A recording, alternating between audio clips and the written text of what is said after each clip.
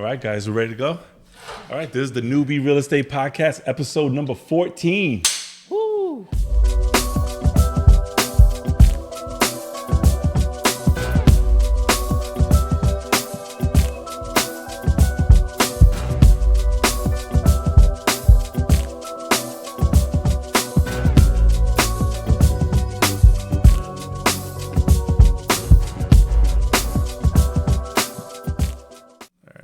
All right, welcome back, guys. All right. Welcome to the show, guys. We have here Hugo Alves, good friend of mine. And I don't know if you know him, Joe. First Hugo? time. First time meeting? Oh, First nice. time meeting. Good. So this will be a little more authentic. I have no idea what he's going to ask me. We don't even know what we're going to ask No, you. you're here to tell us what you did today. Yes. So as far as I know, Hugo is a superior realtor at Signature Realty. And also, I know he's a builder too. So we're going to get a little bit into that as well. Questions. Yeah. So why don't you give the audience a little bit of a brief background about yourself, because I've known you a few years, but I don't know what you did prior to being a realtor. Yeah, so I get that question a lot, actually. So prior to being a realtor, I was in the retail space for about 14 years. So right out of high school, I started working, worked my way up the ladder, and eventually left when I was in a market role. I oversaw anywhere from Rockaway, New Jersey, down to Dover, Delaware. What industry? Retail, for Best Buy. Best Buy, okay. Yeah, so I handled their appliance install side of the business. More third-party relations kind of thing, right? But, prior to that, I was a GM, AM. I mean, I started as a regular TV salesperson. I was horrible. I sucked at that job. It was so bad. I thought I was going to get fired. Then they moved me to computers, which I understood a little bit better, and then I kind of went through there. I helped launch Geek Squad when Geek Squad was first introduced. I wore a full attire, pocket The white protector shirt and everything. Oh, yeah. You look like Marty McFly's dad. Yeah, something like that. Like a gnome version of a midget. Did they model that after you? No, not even close. No, There's a lot of people a lot smarter than I am. And then ultimately I left there. It was a good job to have when I was single. I was living at home. I was making good money. I didn't have a family. Didn't have anything to do. So working 60, 80 hours a week really didn't bother me. But then I got married, had kids. Then, priorities changed a little bit. So I did the worst thing ever, which was absolutely leave that job with no plans. There was a lot of things that were happening between Best Buy and I. And unfortunately, we had a rough breakup. So they kind of forced my hand into it, which is fine. It was a blessing in disguise. And my wife during that time was actually going for her real estate license. She was going through the class. She was about to take her test. And unfortunately, she was diagnosed with vertigo. So she couldn't even stand up. So that was rough for 9 months. So at that point, she said, "Hey, you like real estate. Why don't you go do it?" And I said, "You know what? Why not?" So I went, did the classes in 2 weeks, 9 to 5, whatever it was, over in Wayne. And the rest is history. I've been doing this for about 8 years. And I've also partnered with Matt Prodzik at Prodzik Properties over the last 6 years, going on 7 years now. Really? Building Wow, homes. it's been that long. Yeah, time flies. Yeah, my youngest is about to be 10. It's crazy. Yeah. Just going back to your retail career, because I come from retail as well, right, from the cell phone industry. How overlooked is that market for free sales training? Oh, drastically. I mean, I think that, it's funny. The first time I actually went to apply for a mortgage, I was a GM at that time, and I went to apply for a mortgage with one of my buddies. I gave all my paperwork in, and he was like, "You work at Best Buy, right?" I said, "Yeah, I work at Best Buy." He's like, "Oh," and I was like, "What? What do you think they paid us? Like nothing?" So from the perspective of salary, I think it's overlooked. But the amount of experience I gained from Best Buy, I can't take that away Just from the them. sales. The Just sales from the sales. experience and then running and how to manage a P&L profitably. It's something I probably would have taken 4 to 6 years to learn in school. And I learned it by working at Best Buy. Were you around during the Circuit City heyday? I was. You know what they were making a year that I just found out? No. They were making about $90,000 a year, and they were selling it off the warranties. They were making, I don't know the exact number, like $50, $60 a warranty. Yeah. Wow. And that's how they collapsed. So when they took away the commission for the warranties, everyone quit. Yep. And they went out of business right after that. Yeah, I actually worked for Circuit City for a small little stint because I had I guess I could say it doesn't matter. I was wrongfully terminated from Best Buy. Okay. So then one of my buddies there, one of my managers said, hey, go work with this guy named Harold, which used to work at Best Buy. He took me on Circuit City right on 22. They were very close to each other. New York. I'm from New York. So they were right there, right? So you have the Best Buy in 22 in Union, and then you had Circuit City on Route 22 in Union. Okay. Across the highway, like about a mile up. I went there, and then Best Buy called me back, and they said, hey, they've reversed everything. They're bringing you back. I didn't even bat an eye. I was like, I'm out. I'm leaving. And you went back to Best Buy. Oh, yeah, 100%. The culture was completely different. The environment was different. You know, I also started retail when, you know, the customer experience wasn't really a priority. It was kind of like people were coming in, they were going to buy it, doesn't matter. They were going to buy it, doesn't matter. That's how it was at Verizon. Black Fridays was just like you were throwing items across the store at clients. Sometimes they were catching it, sometimes they were hitting them in the face. Didn't matter. Then the whole transition came, you know, when the crash happened, Best Buy stock hit $12, and it was all about, okay, now we need to start focusing on the customer experience. We need to retain clients, right? We can't just treat them like shit anymore. And that's where I got everything that I learned that I now use in real estate. Absolutely. Nice. So children, if you're looking to get into sales, picking up a realtor job, a job in realty is not a bad way to start in retail. No, not at all. Not at all. I think it teaches you, it gives you a good foundation, right? And then your character is going to build off of that, right? You don't use, it's almost like cold calling. You use a script, but for so long, right? Then you have to make it your own, and, you know, same concept when you're working in retail, right? They're going to give you the guidelines. Here's things that you need to make sure you touch base on, questions to ask, right? Lifestyle questions, things of that nature. Then you just build it into your character, right? And then you run with it. And again, that's transitioned to everything in life now, you know, between my relationships and now the real estate industry. Everything I have is because of Best Buy. Really? Awesome. Wow. I didn't know it impacted you that much. Oh, it did. Again, because I wasn't a school kid. Right. You know, I stayed in high school. I made it through high school because I played sports. If I didn't have to maintain a certain grade to play sports, I probably wouldn't have went to school, right? I wasn't the type of guy that can sit there for so long and just, you know, be regurgitated information, like download. Like, I just wasn't that guy. But then I could take a test and I'll do just fine. Mm-hmm. So the minute I got a chance to go into the workforce, which again, I did odd jobs. I worked for $5 an hour changing tires at East Coast Tires in Harrison. Like, I did all different kind of things. But that's ultimately where I landed, you know. And honestly, my friend worked there. He invited me there. It took me a while. I was kind of, you know, it wasn't my first choice, but I was like, you know what, let me give this a try. I've tried all these other odd jobs that weren't working out. And I went there, and I mean, they took me in, they nurtured me, they taught me, and I was like, okay, this is what I'm going to do. And then, you know, things changed. So at what point did you start, when did you meet Project, basically? So I met Project. How did that? And who's Project for the audience? Project is Matt Project. Matt Project and Project Properties. He's my partner. We build homes together. You don't really see him a lot. He's not a social media kind of person. He doesn't like take pictures. So he's a very behind the scenes kind of guy, which leads me to the point of how I met him. Yeah. I actually met Matt about 6 months into starting real estate. And I met him on Bigger Pockets. Okay. All right. He had no... Shout out to Bigger Pockets. Yeah, shout out to Bigger Pockets. He had no picture. And, you know, I couldn't even pronounce his name. Right. The correct way to pronounce his name is Mateusz Provcik. But, you know, I'm trying to read it, and I'm just like, okay, this guy's got no picture, right? And I had posted about a deal that I had found.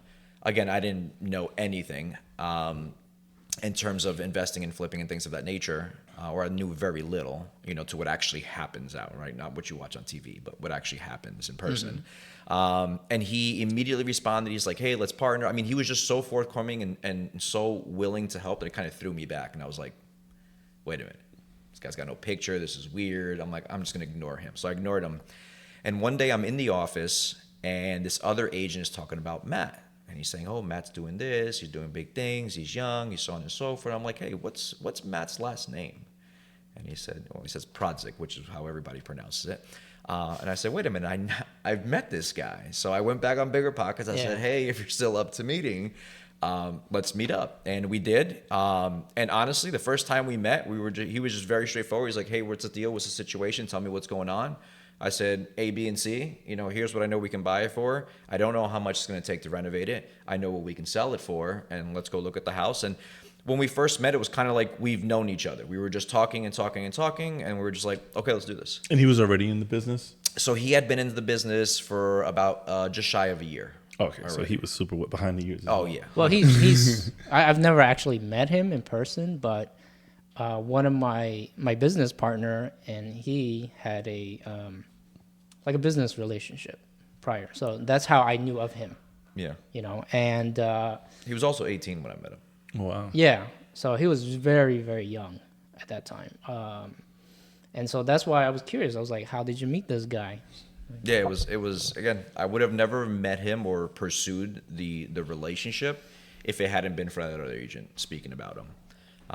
But that was the first flip we did together, and then we just never stopped, right? I think that one flip, I've learned so much.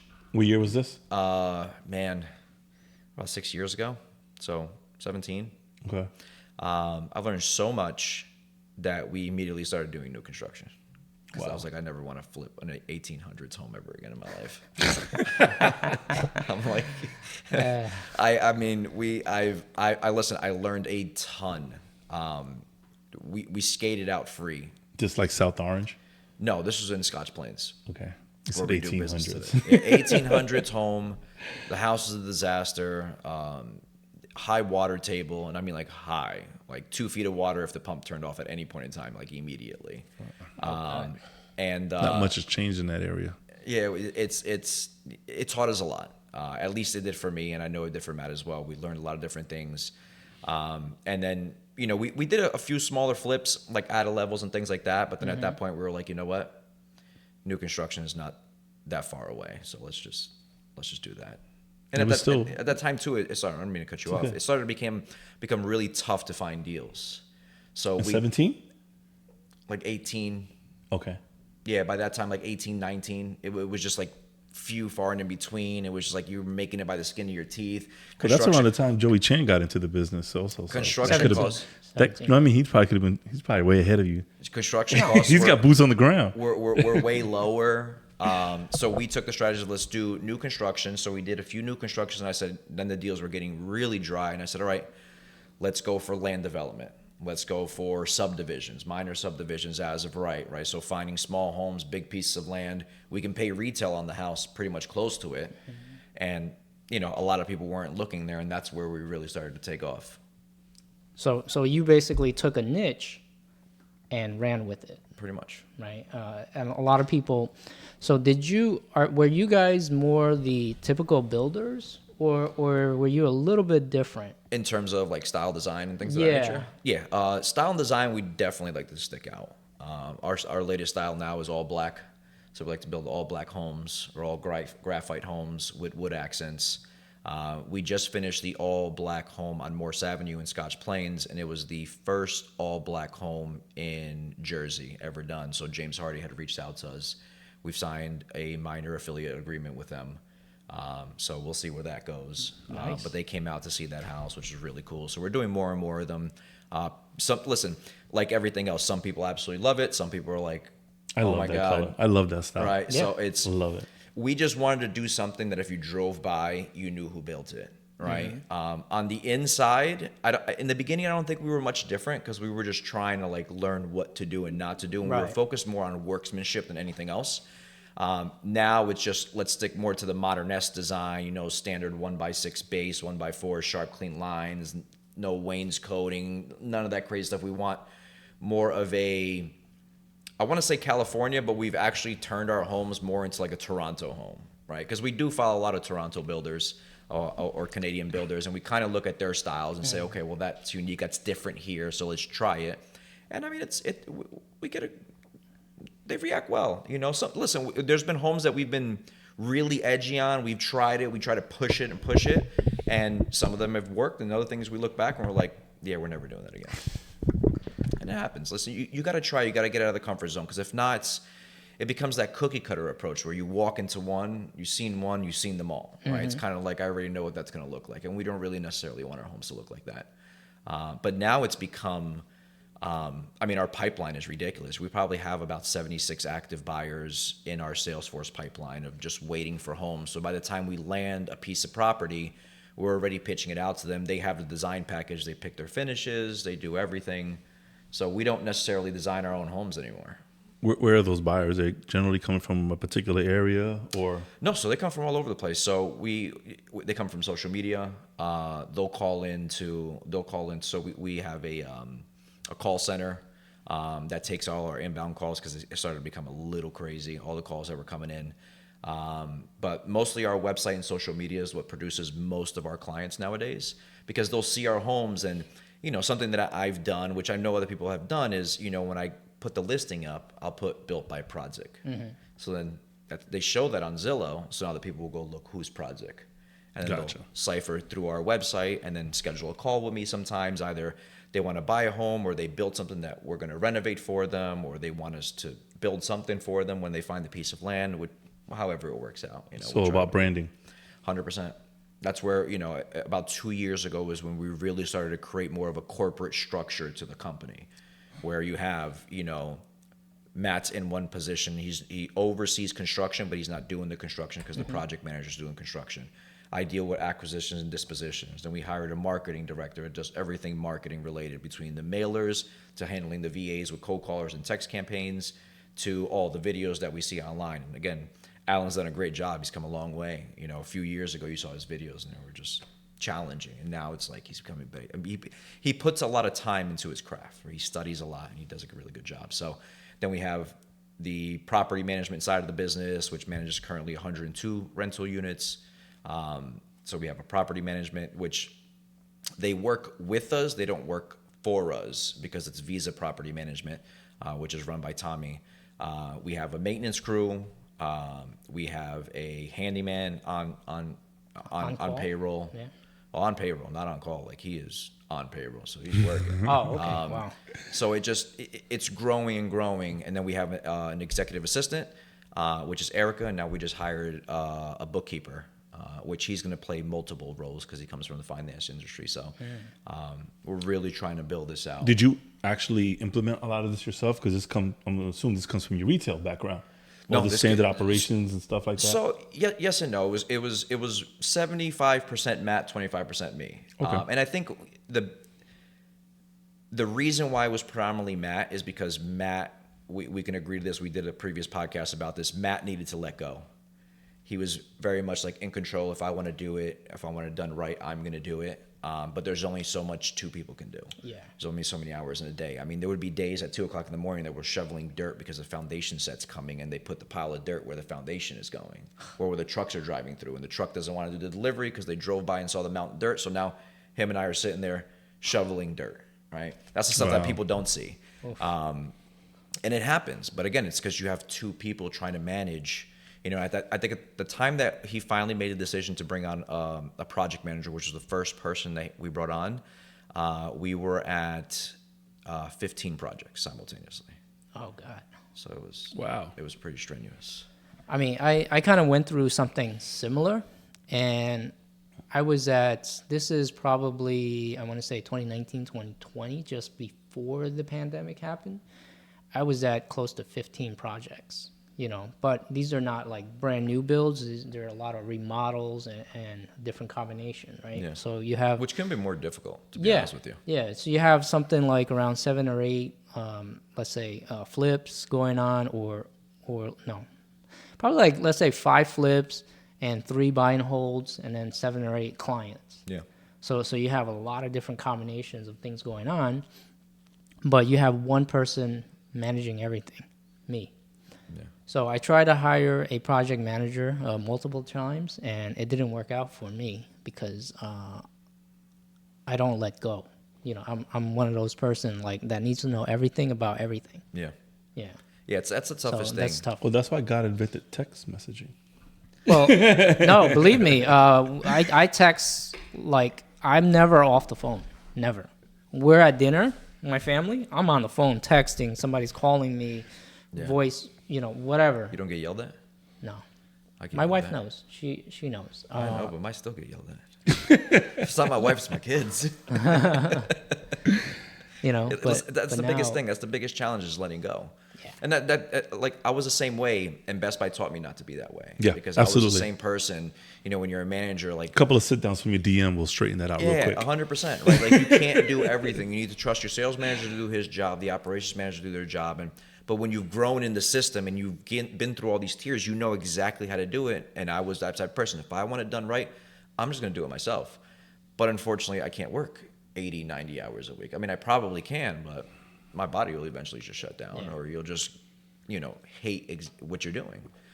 But you know, listen, we hired a project manager that didn't work out for a lot of different reasons. I think, and I'll disclose the main reason. The main reason is you can't just hire a project manager and throw them into the fire and say, figure it out, good luck. Regardless if they have construction background and experience or not. Okay. I'd rather, in my opinion, bring somebody with no construction experience on, because then there's no bad habits to break. I'm going to teach you exactly how I want it done, and that's exactly how you're going to do it because that's how you're taught. But, you know, that didn't work out, and now what we did is we brought in what we considered a junior project manager, and we're slowly increasing his responsibilities, not just handing them all to him. So giving him 6 things on a day-to-day basis. Can you manage that? Great. Give him 8 things. Can you manage that? Give him 10 things, and just keep going until everything is off of Matt's plate, which I don't think it'll ever be, but the majority of the work will be off his plate. And now, because we've done all this, now I'm actually able to be a realtor again, right? Because for 2 years, I wasn't really active as a realtor because I was focused on building this, Well, you got to go find leads for these projects. Well, I mean, they're coming in, man. The marketing's doing it all, to be honest with you. It really is. And now more agents are calling me saying, hey, send me all your off-market stuff. I'm going to send you clients. I mean, it's kind of just all fitting together, which is great, you know, as long as everything sustains, you know, which we all know is not always the case, but, you know, we could. So how did you get the marketing? Meaning, did the new builds come first? And then, you know, just showing pictures and videos of these new builds, these unique builds. So the new builds definitely came first. Okay. Marketing wasn't really something that we were thinking about. When Alan came into the picture, Alan was more of a helper at first. He was kind of just doing a little bit of everything, just helping where he could, just lighten the workload. And then eventually, you know, he decided that he hated the construction side of the industry, which I was like, I don't blame you, bud. Right? It's very tedious, and you're babysitting most of the time. A lot of the subs, right? It's kind of you're a glorified babysitter. So we put him into a marketing role, and then what he did is he just went and looked for, you know, the most active builders on social media. And then he would just follow to see what kind of content they're posting out, right? That's why now we started doing more videos with me actually on camera, right? Presenting the homes. Because before we weren't doing that, but Pike Properties is an example of a builder that we follow. They do great work. And they did a lot of unique videos. We're like, you know what? Let's start doing more of this stuff. Because before that, it was kind of just like, here's the before picture, here's the after picture, da-da. Single shot, that's it, no video. Yeah, so, you know, it wasn't doing much. You know, it was definitely grabbing attentions, but it wasn't to the point that it was at, right? So now we have KPI measurables for the marketing department, you know, things that he has to do in order to get. You have KPIs for the marketing department? Yeah, we have KPIs for every department. Wow. That's Which means KPIs, AKA means holding people accountable. Yep. Because you have to. If you don't know what you're tracking, you know, how can you, right? You just fire the person when you get tired of them. Like, right? I mean, you think about it, right? Listen, I'm a strong believer. You fire fast, you hire slow. Correct. Right? Take your time hiring the person. Doesn't matter if it takes you 3 months to get the right person, and if they're not the right person, fire them.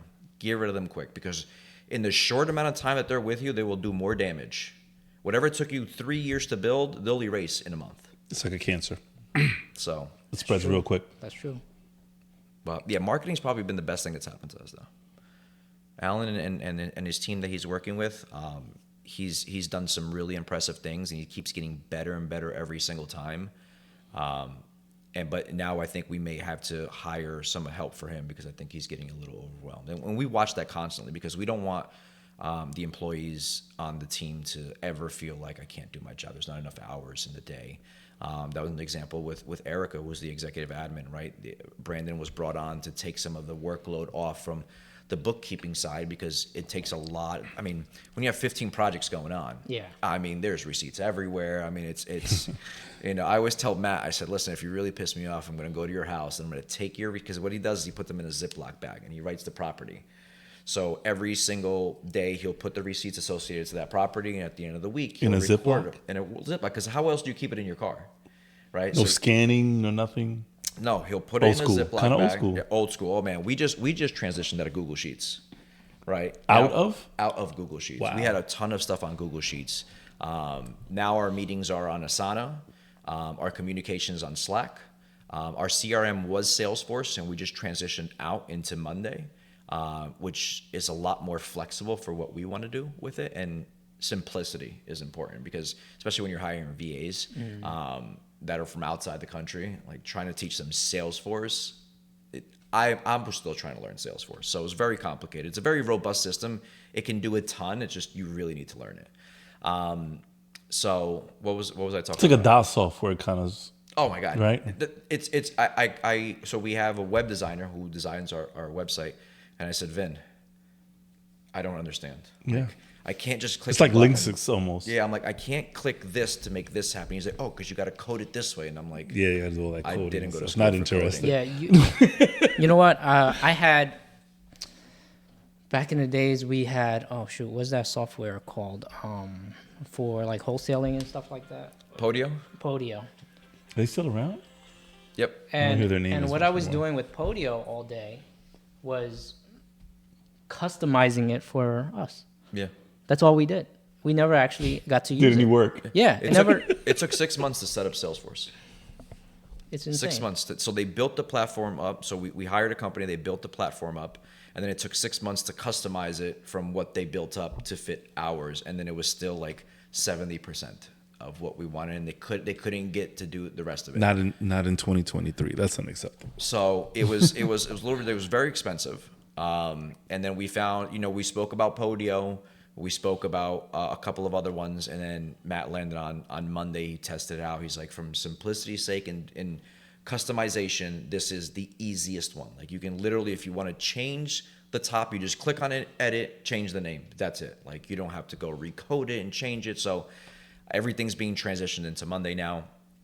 So, but to my point is, we don't want anybody to ever feel overwhelmed. So we're always constantly watching, and we're like, okay, I feel like this person may be getting overwhelmed.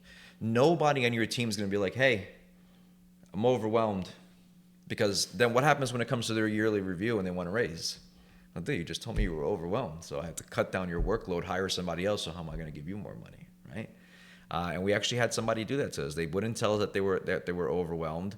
Got a raise 2 weeks after getting the raise. Announced that they were overwhelmed and they needed an assistant. Sounds like you guys have a great structure there. So Yeah. we live and we learn. There's definitely been some mistakes. I think we're learning every single day. I think our goal is to become something bigger, like a Toll Brothers, but figure out how do we get to something like that, but retain the craftsmanship, the workmanship, and things like that, which I think is going to be tough in the long run. But we'll try to see if we can figure it out. Wow. Yeah, because they're doing not so much Toll Brothers, but all the other big builders, and they're nationwide. All these guys, and you hear like, oh, this house is trash because of the speed they're building. They're building like, they'll buy a farmland, 50 acres, move it all down, and build, 100,000 It's homes. the same thing I've heard. Yeah. Same thing I've heard. It's all trash. So they're not paying attention to the quality. There's No. no. They're They're just the basically speed. putting up cardboard. It's yeah. P&L. It's P&L driven. That's Like it. most of the buildings that I'm building, all these complexes that are going up. It's profits over people, 100% Right. in their model. Right? Which again, like when you're publicly traded, that's kind of what you're going to expect, Yeah. right, to a certain extent. And I think that eventually it'll get to a point. Right now it won't because of the lack of new construction. People are just buying. It's kind of like Best Buy back in the day. Like people were buying. It didn't matter how they were treated. Didn't matter. It's going to get to that road, to that crossing where people are going to be like, wait a minute, I have a choice of what builder I want to use, right? And they'll pivot once the stock drops because all these builders' stocks are up year over year. So they're killing it. They are killing it. Every last one of them. Yeah, and listen, I'm riding that wave, man. A very short wave version of that, but we're riding that wave because of the lack of availability, right? But, you know, not every year is a good year. You know, last year was challenging just because, you know, because apparently wood becomes that much more expensive because COVID happened. I brought this up to Joey before, right? So I'm not sure how familiar you are with Elizabeth, and I'm new to Jersey. I've only been here 6 years. So my first stop was Elizabeth. Okay. And I'm on the Peterstown side of Elizabeth. Familiar at all? A little bit. So can't miss it. Give me a street. The reason, the street that's being rebuilt. Oh, okay. So between Is it on the port side? No, that's Elizabeth Port. Okay. So I'm right off exit 13. Okay. On that side, right? Like Elizabeth Avenue. Okay. Right on there. Yep. So in my town, between the construction from the state and the new builds that they're doing, and I brought this up to Joey, like I said before, how are the profit margins on these things right now? Joey said they were short. They had to have been short between labor costs. I know costs for not tools, but wood and all that stuff has come down. Yeah. And now they're selling these things for $900,000 in Elizabeth. I spoke to someone this morning about Two family? Two family. They're all two family. Every single one of them are two families. Literally on every block, there's at least two houses being built on my side of Elizabeth. Literally. I spoke to a realtor this morning about a lot, a few blocks from my house, and I said, "Are they just selling the lots?" He goes, "Oh no, that's the lots with the house, $890,000." So we're rounding it up in Elizabeth. Wow. Yeah. Are they having to go that high because the profit is? I don't know how they're going to sell them, but they are evidently. They're gonna sell them. They're going to sell them. They built a whole gated community, like a fake gated community. They literally just took a piece of industrial land and they built about 25 two-family houses. Yeah, and then put a gate. white ones. Put a gate. They're white and like grayish. Yep. Put a gate on this side and they put a gate over here. And now it's a gated community. Yeah. And then they did the same thing on the port, Listen, a lot of people are hyping on the fact that they're going to have that ferry connecting into the city now, which was supposed to come out last year, and then something happened. Listen, that's probably always going to be the case, but they'll get it. And they are. To your point of the profit margins, yeah, lumber came down, everything else went up, right? But you get into the economy of scale, right, when you're building those many units. So if you're building for $170 a square foot, you may get it down to $150 a square foot, and $20 doesn't seem. How are you doing? How are you doing that? How are you bringing that profit? Because if let's say you're my framer, Okay. right? So you're not making as much money on one home, but you're making a lot of money because you're building 20. So you lower my cost per square foot by reducing your price. The plumber is going to do the same, right? The electrician is going to do the same. It's guaranteed work, one right after the other. And it's not like I have to travel far. Yeah. I'm done here. Let me go next door. Literally. That's what I'm saying. So they can lower their cost on construction, not drastic, not to what it was prior to COVID. Because prior to COVID, we were building at $98 a square foot. If we touch below 170 right now, we're celebrating. But you're in higher price ranges. The areas that you're building I was in. building at $98 a square foot in that same area. How much are you building them for right now? 170. And we charge $225. Wow. He knows his numbers. I say that to a lot of my realtor partners. You should. Again, that comes from the retail background on me. Like, you get a call. Remember Best Buy when they would call you Monday morning? Mm-hmm. Well, how many TVs did you sell this weekend? Yeah. How many warranties did you sell this weekend? PSPs is what they used to be called. Product service plans. How many I forgot the term. How many computers did you sell with a warranty, paper, and the toner? Oh yeah. Remember that? Yeah, the bundles. The bundles. I remember those, man. Jeez. But it's important to know your numbers. You should know how much, when you're in this business, you should know how much per square feet. You should know all your employees' names. You should know when something is getting started.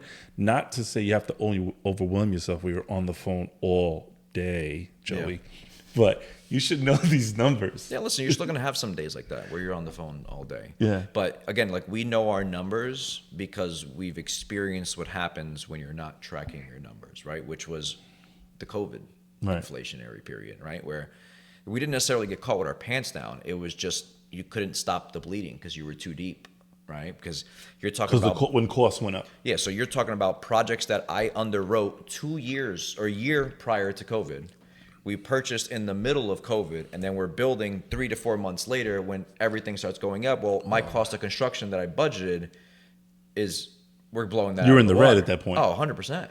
100%. Actually, believe it or not, for the company itself, if it wasn't for our rental portfolio, we probably would not be building this year. You would have made it. No. You think the business would have just collapsed completely? You guys would have just shut down shop? Oh, Amazing. 100%. Because we took about $750,000 loss on the build side. Wow. So Well, yeah, we had this conversation. that's why so listen, in my area, like the Scotch Plains, Westfield, Cranford area, like you don't see a ton of builders building right now. Well, they just put up that huge Vermella building. Well, yeah, but again, even more the reason to try to push, but they're not building. They're taking out homeowner projects, which we do as well. But everybody's kind of laying low right now, and we're going to try to take as much market share as we possibly can. And how are you finding the properties? What I think this is the most important. Because no one wants to move. Yeah. Right now. Oh, people want to move. We bought 1, 2. They want to, they can't. 4. We bought 4 properties from one person, all in the same town, 2 blocks away from each other. What about that couple that refinanced into a 2.5 2 years ago, and now they're getting a little older? You know, it's been 2-3 years now, and they want to move. How do you convince them to go to Florida and pay 6.5%? That's the difference. I don't. The answer is I don't. We're not dying for deals. Like we're not. I have 9 deals under contract right now that we will begin next year after we're done with the 12 that we're doing right now. And these are these, because I'm comparing it to Elizabeth. Are these like the older style ranches that you're knocking down and then doing new builds? It's a combination. So 5 of them are empty lots. Okay. And then another one is 2 homes that we can convert into 4. So it's a combination of things, but our deals come from, it could be a combination. It could be the cold caller. It could be the text campaign, VA. It could be our mailer. I mean, we spend a ton of money on mailers. We probably spend about $25,000 to $30,000 a quarter. Are you willing to divulge how much you spend on marketing a year right now? Yeah, about 100. If you're talking about systems and everything else like that. Everything. Just shy of about 200,000. Plus employees that are managing it. Mm-hmm. Yeah, no labor. That's just sheer cost between systems and right, because mailers alone is about 100. About 120 grand. Wow. What's happening with technology now is everyone wants to nickel and dime you, and that's how you get to 200 grand, because the CRM costs you this, and then the plug-in for the CRM is this, and then whatever else additional stuff that you need. All these. And listen, don't get me wrong. Like we'll pay it as long as it does what we Makes need to sense. do, right? Like if it makes the employees and our jobs easier, we have 0 issues paying for it. It's when you pay for it and it doesn't do it, then again, just cut it quick, right? And then they tie you into a contract, right? Which is happening right now with Salesforce, right? They don't want them to let us go until February. Oh, they got you on the contract. Yeah. You should have known better from Best Buy. I know, man. I know. I'm blaming that one on Matt. But listen, it is what it is. You live and you learn. But use the systems like we use Slack. First, Slack was just let's communicate amongst each others within the construction department, within the marketing department, and then it became every homeowner that's buying our project has their own separate channel. Every homeowner project that we're doing has their own separate channel. So we cut out remember I texted you last week and you forgot about this? Listen, if it ain't in Slack, it doesn't exist. That's it. Is Slack, what exactly, just a Slack quick is just a synopsis? communication channel. It's sort of like a really fancy way of texting, but you can separate everything, right? So I can get, let's say if we were building your house at 123 Main Street, I would say homeowner project 123 Main Street. It would be me, Matt, the project manager, our admin, and you in there, and your wife and whoever else you wanted to be in there. That's who communicates in that channel.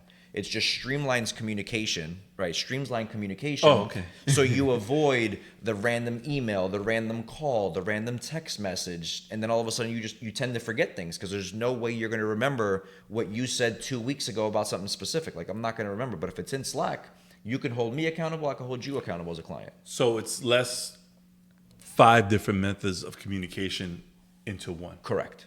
And we make that very clear. We say, hey, you don't once we go there. under contract, all of our communication, the only valid way of communicating your point across is via Slack. Do you have to download the app? Yes. Yeah.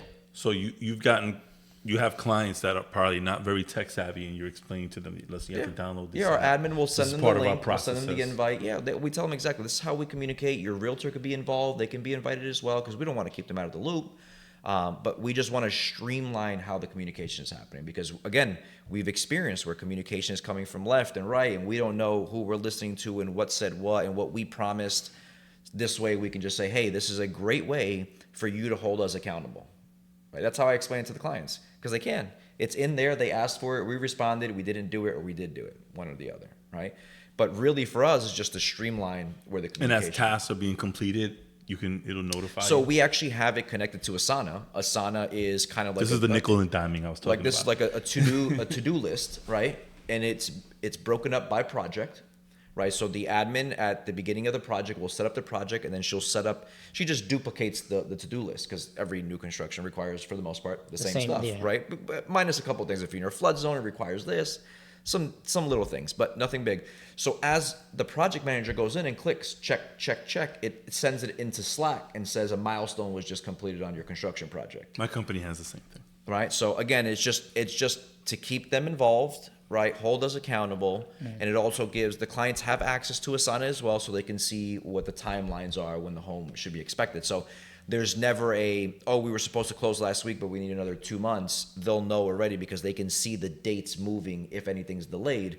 If you see a 1 week delay here, you'll look all the way at the bottom and that finish date has now moved as well, right? So the communication is always there. The expectation is always there.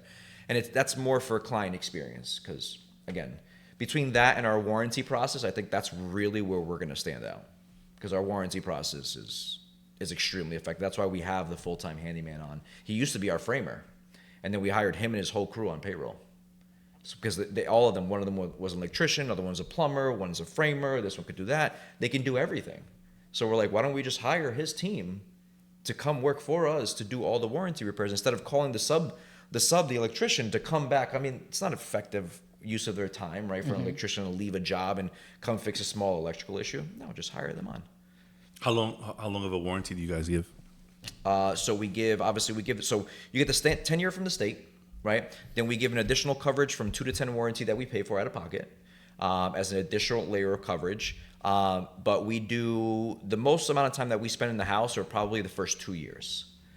And usually what we say is like, listen, you create the punch list, we address the punch list. After you move in, we'll come back again because we know you're going to scratch the walls, you're going to do this while you're moving and things like that. Again, we don't have to do that stuff because that's cosmetic stuff. But again, it's more about building the brand.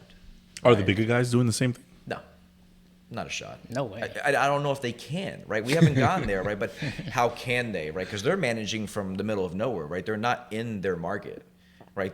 Toll Brothers is not around the corner, right? No. I can't imagine they are. I don't even know where they are. Right. So, but they're building everywhere in New Jersey. They don't have the hands-on approach that you guys have. No. Which, listen, we understand that it's going to get to a point that we may not be able to either. But we're trying to see how we can, but without going. Right now, listen, we're starting small. Like right now, we're just Northeast Jersey, right? Maybe we can go further south and implement a separate team down there, right? But we still have boots on the ground. We can still visit it. We're not going to go jump ship and say, hey, let's go build in California and this and that. It's not in our plans right now, but it will be. Amazing. Maybe I'll be on TV one day giving like a financial You're on report, TV. right? No, I mean This like is the new TV. No, I mean like you're right. You're absolutely right. Maybe I'll ring the bell at the stock market. Listen, There you go. That's You never know. But listen, we have big dreams. It's just I'm the oldest one of the group, so hopefully I'm alive to see this. It's only been 8 years. 6 years, you said? 6 years. 6 You're going on still 7. a baby. No, but I'm old. No, I'm I the mean, oldest one. in the industry, I'm saying. Matt's like, stop getting so upset. You're gonna die pretty soon. Thanks, buddy. But he's young. He's very young. Yeah. Right. How old is he now? Like 26, 28? Something like 20. Yeah, 26. We just celebrated his birthday the other day. that. Yeah. So 26, man. And this guy's building like all these new homes. Jeez. Real estate is a long-term business. 100%. The younger you get into it, the more successful you'll be, because you have to give that time for those bumps and bruises that's going to come along with it. Yeah, and you also want to do it when you're potentially still living at home. Absolutely. I mean, call it for what it is, man. Like when you're on your own, you have a family to support. That was probably the biggest challenge for me. Because I mean, listen, when I became a realtor, and I tell every realtor this, I'm like, listen, if you're getting into real estate, think it's going to be get rich quick and you're going to make $100,000 your first year, go find another job. I'm like, because for the first 7 months, I didn't make nothing. And I had 3 kids, my wife, living on her own. I mean, I probably had $70,000 in credit. Everything was on my credit cards. I was paying the bare minimums. Everything was on my credit cards. And, you know. You mean for your construction job, for your construction projects? No, this is when I became a realtor. Oh, gotcha. Right? Yeah. So it definitely wasn't the plan, you know. And listen, if I had to go back, would I probably save most of the money that I was making when I was really young and living at home? All sang that instead same of going out and buying a brand new Mercedes for no reason, like worst investment in the world. Ironically, I drive a Mercedes now, but Is it leased? which one? The Mercedes you have now? No, I bought it. Oh, it's not leasing? No, man. That's a whole nother show. Go ahead. No, that was my present for me. It's a nice one. I saw it. But, you know, if I had saved that money, maybe I would have been in a different position, and maybe my thought on that approach would have been different. But how I came into the industry and making no money, I mean, it was stressful as all hell. And then I hit like a slam dunk on my first deal. It was a $125,000 assignment. Wow. And that cleared all my debt and then kind of brought me back way past zero. So that's when I had a little bit of money to start investing. Right. Well, let's go back. I'm actually taking it in. You said on your first wholesale deal? Yeah. You made $125,000 That was my first deal assignment. Period. Yeah. How long did it take you from contacting the homeowner to the closing date? How long did that take you? 2.5 weeks. Let me preface by saying how long it took me to get in contact with the homeowner. I didn't ask that question. It took me about 3.5 months. So that home was on the auction block. I used to drive for dollars every single day. The reason why I had to get a new car is because my Audi finally crapped out on me. I had 240,000 miles on that Audi. I would drive an average of 60,000 miles a year, and I would drive for dollars and create lists of shitty This is homes. 17, 18? Yeah. Okay. Because again, there's no list of shitty looking homes, right? There's just no way for them to create it, to curate it. So I did that, and then I would reference it to see if I can find them on the auction block, right? I would still try to do the regular calling them and handwrite letters. I used to handwrite the letters myself. I mean, I didn't have money. I mean, what options did I have? And when you were driving for dollars, what were you looking for on the outside of the house before you looked it up on the to see if it was on service auction? Depending on what time of year it was. Usually I really liked like the spring, because if they didn't cut the grass, it was like quick. Usually really quick. Like nobody's there or they're stressed, right? But I would just look at like old windows, rough roof, holes, siding was all jacked up, you know, old beat up car in the driveway. Driveway didn't exist anymore. It was grass. Like just things that would show signs of distress, right? So this one I ended up driving by, and then I found it on the auction block, and they had an outstanding balance of about like $65,000 on the mortgage, which on the sheriff upset balance was 65. So they probably owed less, right? But it was 65 on the upset, and it was in Union, New Jersey. And so, which makes it more important because you don't find deals like that in Union. You just don't. So I started calling, and then I realized that it said when the person's passed away on the actual sheriff's site, right? It says estate of. In the estate of, right? Yeah. So I was like, all right, cool. So now I have to figure out who's in charge of the estate. So I drove down to Union County Records and went to it tells you on the website. Office. It actually tells you on the website now. Does it now? Yeah. Oh, I never pay attention now, but because I stopped going to the sheriff's because I feel like it's just like buying retail now. Just to jump to you guys. It's crazy. It's so I went there. Now. I went to the surrogate's office, and I just looked up, found the probate, and looked, and there was 5 people listed. So I'm like, all right, I'm gonna start going down, right? Calling the second person, nobody answers. Well, the first person, the homeowner. Second person, nobody answers. Third person, first person was her son. Second person was her sister. And then it was like nieces. And I was like, I kept calling and nobody was answering. I said, you know what? Forget it. I'm just going to call the last person. So I called the last person, and they picked up. They're like, hey, no, who you need to talk to is such and such. which was the person right above her, which is another niece. I said, cool, let me call her. So once I found out who it was, I was calling her every single day, twice a day, all different times for 2 weeks straight, like nonstop. She finally calls me the day before the sheriff's sale. Oh, shit. And I was like, hey, I've been trying. I was at dinner. I dropped my fork. I got up and I walked away. You recognized the number. I recognized the number, right? So I said, hey, I've been trying to reach you, so on and so forth. I actually mailed you an offer. Because I did. Because I was like, let me try to mail them an offer, FedExed it, so I knew if it got delivered. And she's like, oh, I didn't even see it. I was like, it's in your mailbox. FedEx says that they put it in your mailbox. She's like, let me go check. She's like, oh, here it is. And I was like, yeah, I offered you $100,000, right? And she's like, I'll take it.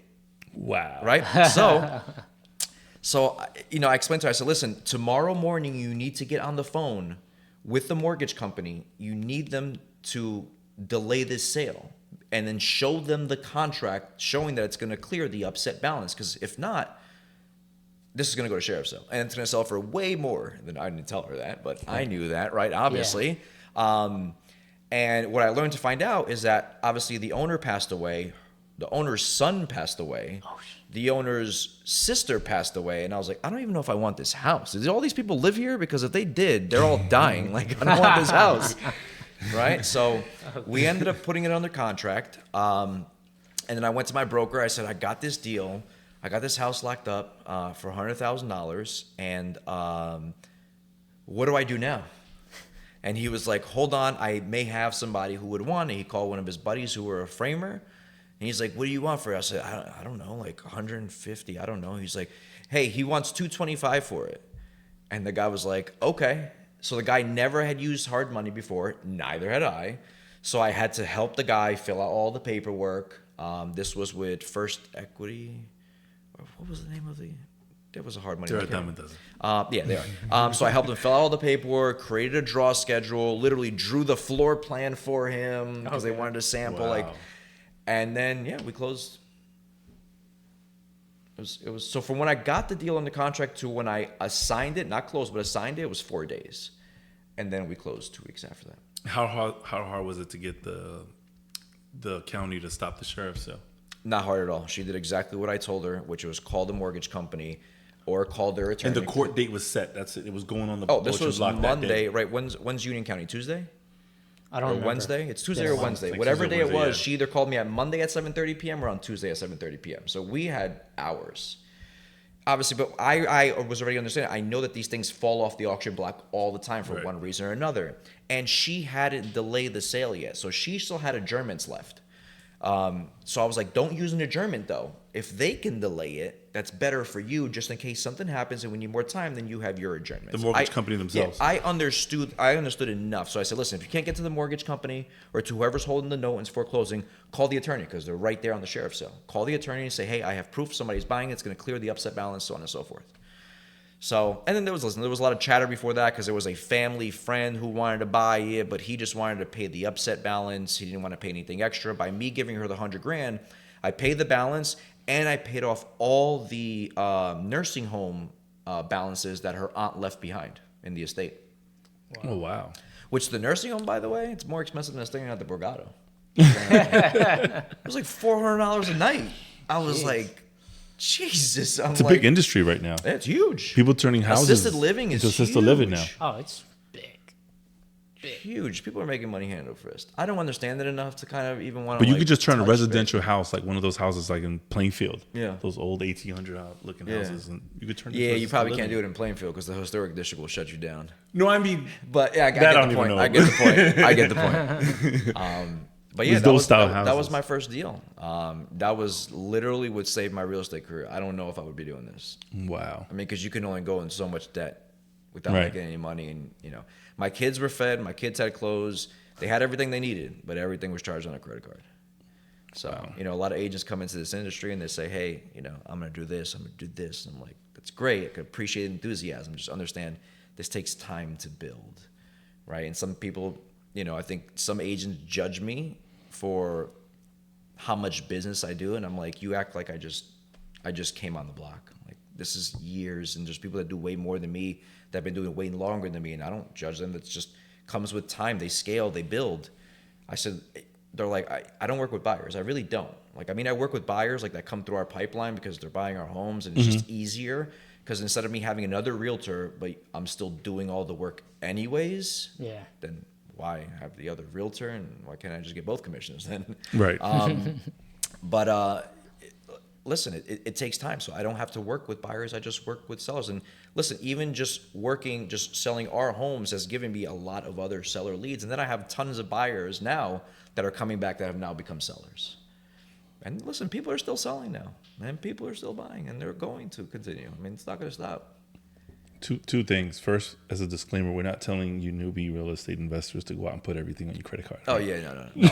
Listen, no, absolutely don't do it. Listen, here's something I learned about when you're going to get close to your credit limit for a long period of time. The best thing you could do is call the credit card company and tell them ahead of time. Because I didn't do that, and by not doing that, my $20,000, $30,000, $50,000 credit card limits went to like $500 the minute I paid them all off, because I was considered a high risk borrower. Really? Yeah. So they were lowering your limits. Oh, they dropped my limits, which killed my utilization, killed my credit score, right? Because I went from managing $150,000 in credit limits to literally like $17,000 the minute I paid them off. So you were calling them, and then they were just lowering your limit. No. I didn't call them to give them the heads up that I was transitioning in a job. I was going to spend a little bit more. I was always going to make the minimum payment, and I would clear the balances as soon as I can. I didn't do that, right? So I just charged everything on my credit cards, and then I just went online and paid them all off the minute I got a big check. Gotcha. When the minute I did that, I'm not even kidding, within 2 days, my balances went to under $1,000. My available limits went up to down to under $1,000.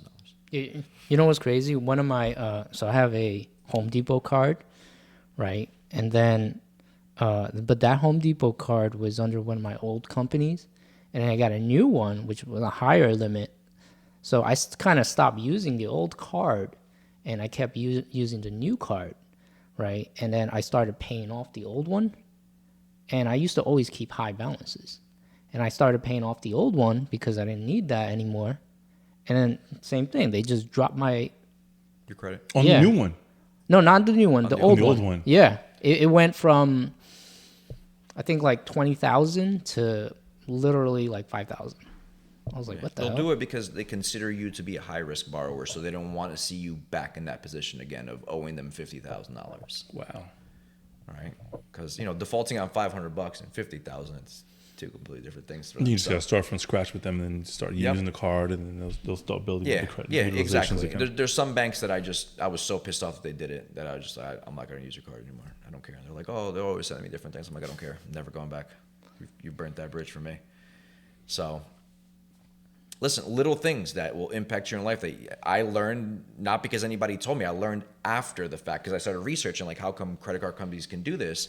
And then I started reading everything. Like the best thing you can do is, it's almost like if you're not going to make your car payment or your mortgage payment, what's the worst thing you could do? Not call the bank. They're your best friends. Call the bank. Like people get scared. Just call them, let them know. Like you're not the only one that's going through a bad time. Like there's thousands of people.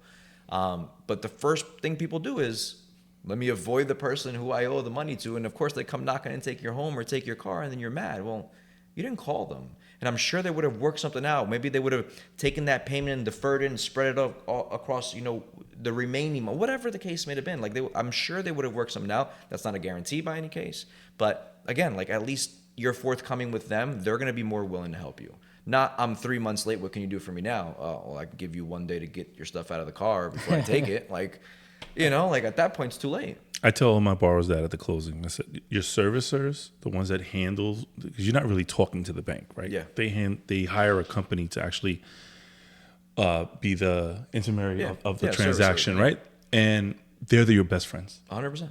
Anything goes wrong, you have an inkling you may be losing your job. They're the second phone call you want to make after your significant other. Yep. 100%. There's nothing high. I think their ego and their lack of humility kicks in. That's exactly it. And then they don't make that call, but you have to make that call, man.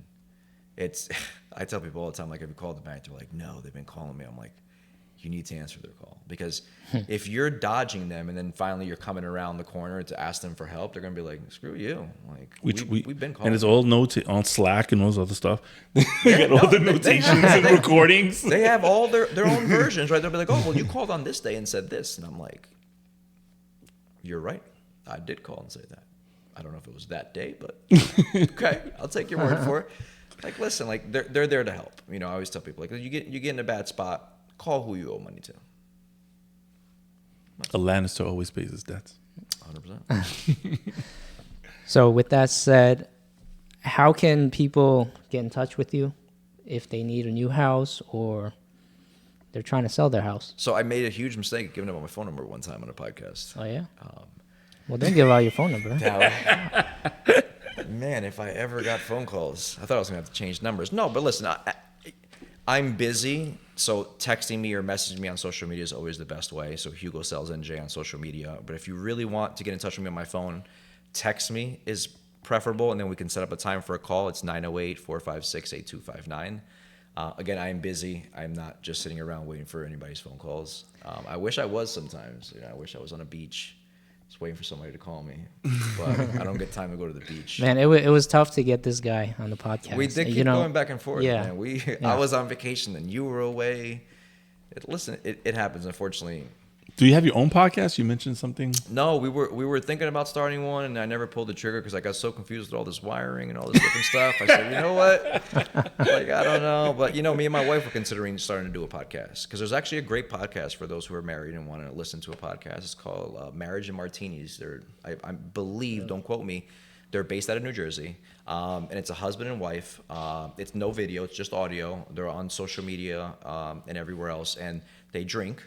I don't know if it's martinis, legit, but drink whatever. And they just talk about real life marriage things. And me and my wife really used to enjoy that podcast. So I was like, you know, maybe we could do a spin-off of something like that. Maybe not that crazy. But there's been a couple of other ones now. There's actually a comedy couple that does a vlog now about marriages and just everything. Well, I know someone's going to be starting, I think, something soon to rent out a space for podcasting or something like that. I'm not sure. Yeah. Okay. Maybe in the near future. I'm not sure. Yeah, listen, we had that experiment. What I try to do actually was I try to convince my wife to do a podcast, so then I can create the podcast studio, and then I can use that studio for other podcasts as well. She didn't fully buy into it because I didn't have a whole business plan together. And this comes from me because every time she comes with an idea, I'm like, great, give me a business plan behind it. Not just the idea. Like, if this is your idea, I want you to run with it. That means you need to give me A to Z. Give me the financial aspect of what you think it's going to cost. This is your wife? This is my wife. I'm like, give me everything. Because what I don't want to do is, like, I don't want her to say, hey, here's the idea, and then I go and build the whole thing. And, like, who really built it then? Right. I did. Right? I don't want that. I want her to build it, right? So now every time when I told her about the podcast, she's like, give me all the other stuff. And I'm like, oh, okay, I see what you did there. But